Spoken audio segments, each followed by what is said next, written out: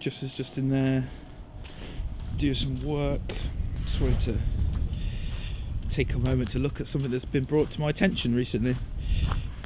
Look at that. No. You barely see it. Are you mad? Nah, gotta say something. Justin, mate.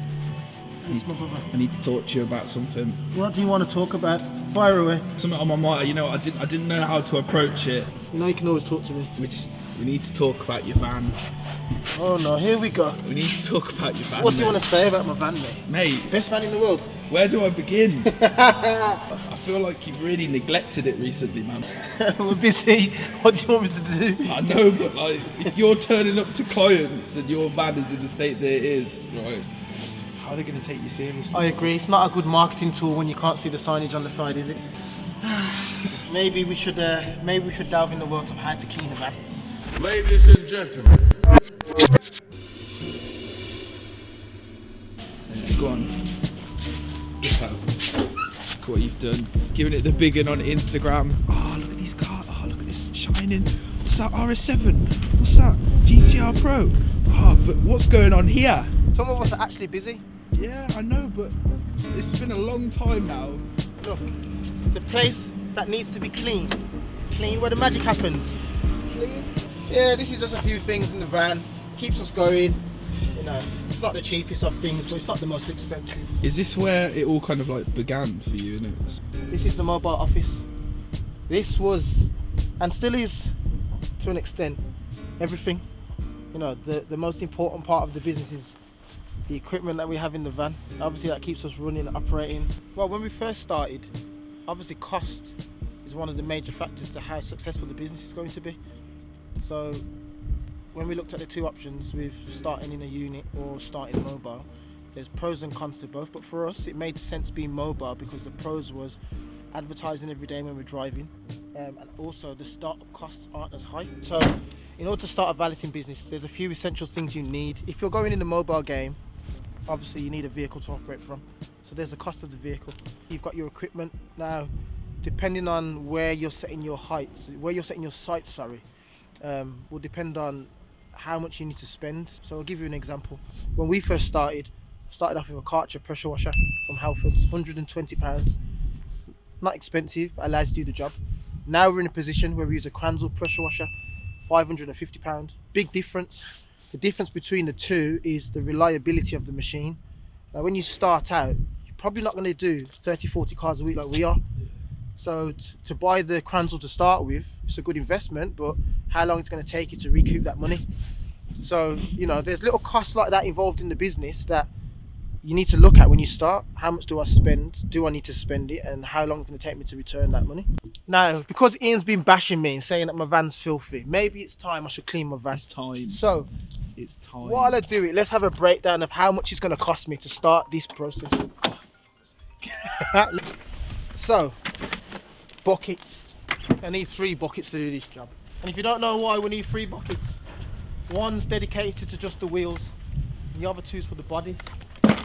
1 bucket in grit guard, 1995. How many have we got? 3. Why did you bring the van closer? This is a pump sprayer. We use this to break down any dirt that's on the car to make our job easier and safer, so we don't end up scratching the client's vehicle when we go there. These are around 25 quid. Also, not to mention, what's in the bucket is the wash mitts. Now we use multiple wash mitts because we want to be safe. We use some for the top of the vehicle and some for the bottom of the vehicle. We need to do that to ensure we don't transfer any dirt around the car and potentially scratch your expensive vehicle. But those wash mitts actually cost money. Around about £10 a piece. We've got 1, 2, 3, 4, 5, 6 wash mitts. This hop up was from Q-Plug Screwfix. I think these are around 40 quid. It's totting up.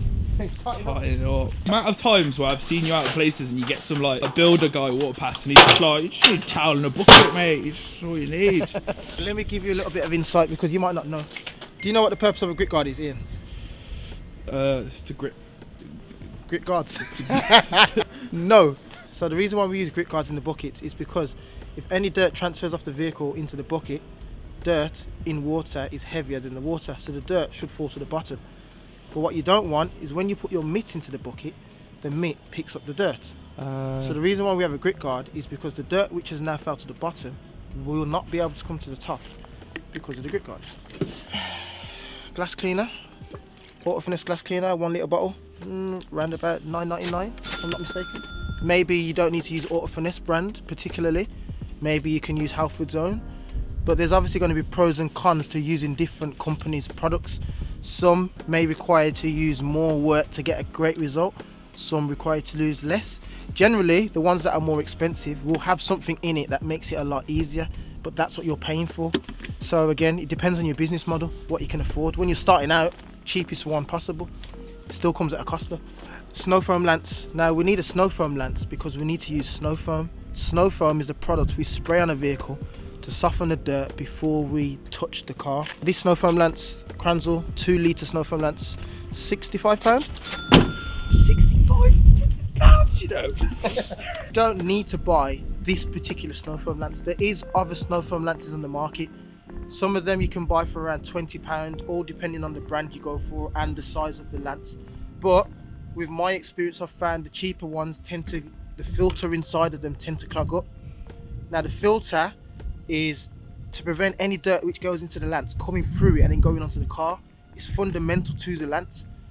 But when you do 30-40 cars a week like we do, you need something that's reliable. So those cheaper ones tend to clog up within a week, which means I need to replace it, which comes at another cost. So this £65 lance, I know it might sound expensive, hasn't clogged up to date, and I've had it 8-9 months.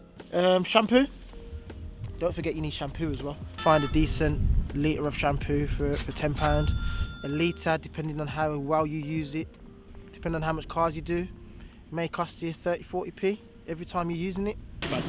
This is the pressure washer, the equipment that you need to do the job. You need a pressure washer. You need something that's going to force the water onto the vehicle with power to get the dirt off. That's what the pressure washer is. This bad boy here, £550 roundabout. Kranzel K7, look it up. Ain't cheap. Not cheap. Yeah, what was that, sorry?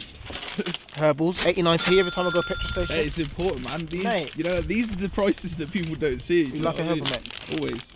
And also to run this van, bloody hell, cost me around £80 a week in fuel. £80 in fuel a week. Do the math. My old baby never lets me down.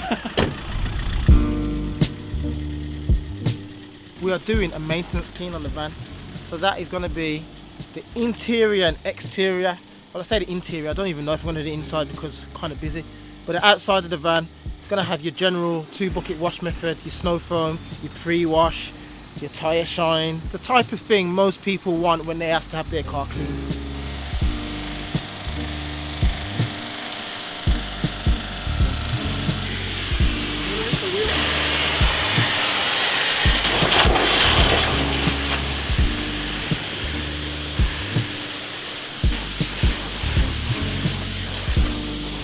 Alright, so we're hitting a problem. It's not a problem, but I've noticed there's a build-up of contamination on my wheel. Slightly is the brake pads, which means there's a possibility my brake pads are wearing, hence the reason why the wheel has got this brown, looks like rust.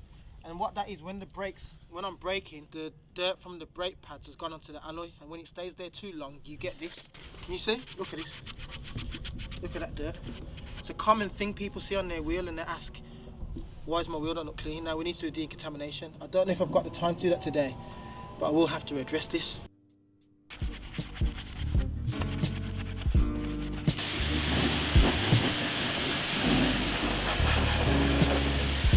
See, look at the wheel now. You can see it with your own eyes though. Forget the camera. You see this? Yeah. That's brake dust. And if you leave it, you've seen wheels in the orange. A wheel cleaner won't get that off. Yeah. Because it's left there, so when it's come off the brake, it's obviously loose, but then when it's landed on the surface and stayed there, the acid is eating into the alloy, and then your alloy's fucked, so you gotta go and change your rim. So what I'm using now is acid to try and get it off because the wheel cleaner weren't strong enough. So the reason why I'm trying to get this off, because if I don't, it's gonna make my wheel damaged. If this was a paying client, you know, we wouldn't have factored this into the time of the service. So this is either gonna stop us from doing it because we haven't got the time, which then leaves the customer unsatisfied, or it means we're gonna do it, it's gonna take us a lot longer. So then the client who's waiting for their next appointment, they're gonna be upset because you're late. So we have to make sure we ask vital questions before we start a job to ensure we're booking in the right service and to factor for these problems which may occur with these cars.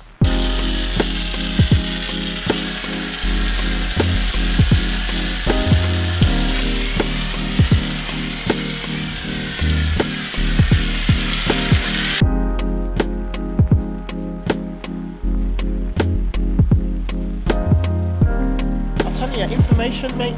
Information is key. So somebody came over just to ask, oh, what is it you're doing on the van? What does that product do? So I explained to him. He told me he's got an old BMW and he said it's a bag of shit. And I was like, mate, one man's trash is another man's treasure. Phoned up my mate to see if he's got the part that that guy currently needs, and he does, helping people.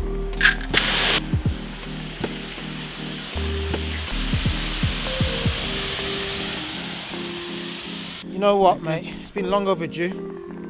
I feel quite proud of myself because the advertising starts today. Advertising you can be proud of. You know what I mean?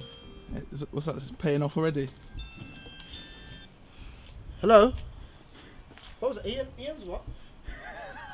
Yeah, I know. It's a bit of a pain, isn't it?